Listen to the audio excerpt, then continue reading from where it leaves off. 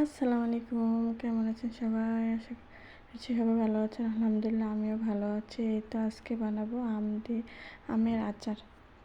এখানে আমাদের গাছের আর অনেকগুলো আম নিয়ে নিলাম। এটি কেটে নিব এখন। এই যে আমি এখন এইগুলো আমগুলো কেটে নিলাম। কেটে নিয়ে ধুয়ে তারপরে এখানে আছে সরিষা বাটা বেটে নিলাম আমি।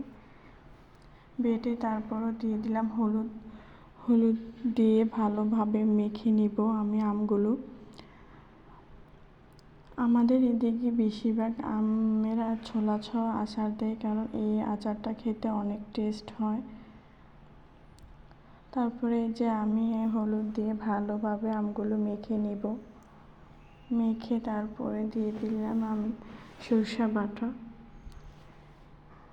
সরিষা বাটা দিয়ে তারপরে যে আবার ভালো করে আমি আমগুলো আবার মেখে নিব। মেখে তারপর দিয়ে দিব আমি রোদে শুকানোর জন্য।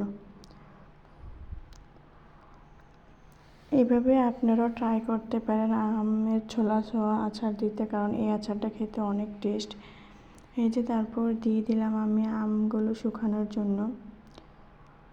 এই যে আমার আমগুলো শুকানো হয়ে গেছে। সবগুলো আম আমার শুকানো প্রায় শেষ। যে দেখেন আমার আমগুলো শুকিয়ে তারপর আমি শুকনো মরিচ যে টেলে নিলাম। তারপরে এখানে আছে পাঁচফোড়ন।